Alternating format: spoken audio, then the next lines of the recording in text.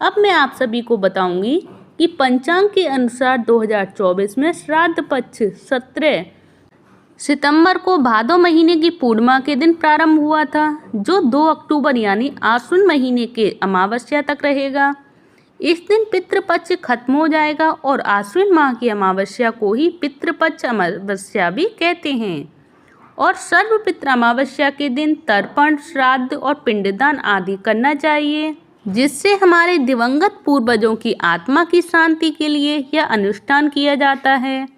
और अगर पितृपक्ष में किसी मृत व्यक्ति का श्राद्ध करना अगर आप भूल गए हैं या किसी की मृत्यु तिथि मालूम नहीं है, तो उसका श्राद्ध कर्म इस अमावस्या पर किया जा सकता है। तो चलिए सबसे पहले सर्वप्रथम हम जान लेते हैं कि इस अमावस्या की तिथि और शुभ मुहूर्त के बारे में। तो वैदिक पंचांग के अनुसार आश्विन माह में पड़ने वाली कृष्ण पक्ष की यह अमावस्या तिथि 1 अक्टूबर 2024 को प्रातः 9:34 पर प्रारंभ होगी और 2 अक्टूबर 2024 को 24:18 पर समाप्त होगी। तो उदया तिथि के अनुसार 2 अक्टूबर को अमावस्या की पूजा होगी। इस दिन कुतुब मुहूर्त यानी सुबह का 11:45 से लेकर दोपहर 12:24 तक रहेगा। उसके बाद रोहिणी मुहूर्त चलेगा, जो कि रहेगा 12:34 से दोपहर 1:34 तक रहेगा ये रोहिणी मुहूर्त। और कुतुब और रोहिणी मुहूर्त के अलावा दोपहर में तर्पण करना भी शुभ माना जाता है। दरअसल तर्पण पूजा दोपहर में ही होती है। ज्योतिषियों के अनुसार दोपहर के समय किया गया तर्पण पितरों द्वारा स्वीकार किया जाता है। और सर्वपितृ अमावस्या पर तर्पण का मुहूर्त रहेगा 2 अक्टूबर को दोपहर 1:21 से दोपहर 3:43 तक रहेगा ये पूजा का मुहूर्त। और इस अमावस्या हिंदू पर्व में और हिंदू धर्म में मनाए जाने वाला बेहद पुण्यकारी त्योहार है। यह दिन हर माह में एक बार आता है और इस दिन लोगों को चंद्रदेव के दर्शन नहीं होते हैं। और जो पितृपक्ष में आने वाली अमावस्या को पितृ अमावस्या कहा जाता है और सर्वपितृ अमावस्या भी कहा जाता है और महालय अमावस्या भी कहा जाता है इसे। और कहा जाता है कि पितृपक्ष में हमारे पूर्वज इस पृथ्वी पर आते हैं और अपने वंशजों से उन्हें तृप्त करने की कामना करते हैं। और सर्वपितृ अमावस्या पितरों का इस धरती से विदाई लेने का शुभ दिन होता है। और इस दिन सभी पूर्वज इस भवसागर से मुक्त होकर परलोक की ओर चले जाते हैं, जो कि धार्मिक मान्यताओं के अनुसार इस दिन किया गया श्राद्ध परिवार के सभी पूर्वजों की आत्मा को शांति देते हैं और उनको प्रसन्न करते हैं। इसीलिए इस दिन सभी पूर्वजों के निमित्त श्राद्ध करना चाहिए। और इस दिन ज्ञात या अज्ञात सभी पितरों के श्राद्ध का विधान है। इस दिन जिन भी लोगों को अपने परिवारीजनों की मृत्यु की तिथि ज्ञात नहीं होती है, वो सर्वपितृ अमावस्या के पुण्यकारी अवसर पर अपने पितरों का तर्पण कर सकते हैं। और इस दिन तर्पण, श्राद्ध और पिंडदान करने से पितृ प्रसन्न होते हैं और परिवार के सभी लोगों को अपना आशीर्वाद प्रदान करते हैं। और यदि परिवार के किसी व्यक्ति की अकाल मृत्यु हुई हो तो उनके निमित्त भी सर्वपितृ अमावस्या के दिन तर्पण किया जाता है। ऐसा करने से पितरों को इस सांसारिक माया जाल से इत्र मोक्ष की प्राप्ति होती है।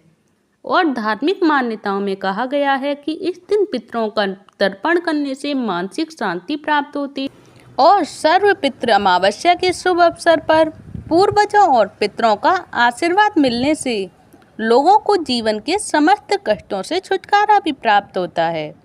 तो अब जानेंगे दान का महत्व कि हमें पितृ अमावस्या को कौन कौन से दान करने चाहिए जिससे कि हमें मोक्ष की प्राप्ति होती है। तो इस अवधि पर यानी पितृ अमावस्या पर पूर्वजों को प्रसन्न करने हेतु और साधक तथा उनके परिवार के सदस्यों को पितरों का आशीर्वाद जो प्राप्त होता है, उसके लिए हमें सर्वपितृ अमावस्या को क्या क्या चीज़ें हमें दान करनी चाहिए, तो ये मैं आप सभी को बता देती हूँ कि पितरों का आशीर्वाद जो हमें प्राप्त होता है, कहा जाता है कि पितृपक्ष के दौरान दान पुण्य करने से दुगना फल की प्राप्ति होती है, जो कि पितृपक्ष के आखिरी दिन पड़ने वाली सर्वपितृ अमावस्या के दिन गोदान और घी के दान का विशेष महत्व है। इसके साथ ही इस दिन ब्राह्मणों तथा दीन दुखी लोगों को भोजन कराने तथा गुड़, चावल, गेहूं का दान करने से विशेष पुण्य की प्राप्ति होती है। तो सनातन धर्म में कहा भी गया है कि दान का विशेष महत्व है, इसीलिए दान का उल्लेख करते हुए धर्म ग्रंथों में ये भी कहा गया है, दानेन भूतानि वशी भवन्ति, दानेन वैराग्य यान्ति नाशम, परोपि बंधुत्व भूपेति दानेन दानम ही सर्वेश्व सनानि हन्ति। तो ये है दान से सभी प्राणी जो बस में होते हैं, दान से बैर का नाश होता है और दान से ही शत्रु भी भाई बन जाता है और दान से ही सभी प्रकार के संकट दूर होते हैं। तो देखिए ये रहा दान का महत्व। तो अब मैं आप सभी को बताऊंगी कि सर्वपितृ अमावस्या पर किन चीज़ों का दान करना चाहिए जिससे हमारे पितृ प्रसन्न हो जाते हैं। तो सर्वपितृ अमावस्या पर अन्न और भोजन का दान सर्वोत्तम माना जाता है, इसीलिए इस पुण्यकारी अवसर पर नारायण सेवा संस्थान के दीनहीन निर्धन दिव्यांग बच्चों को भोजन दान करने की प्रकल्प में सहयोग करके पुण्य के भागी बन सकते हैं।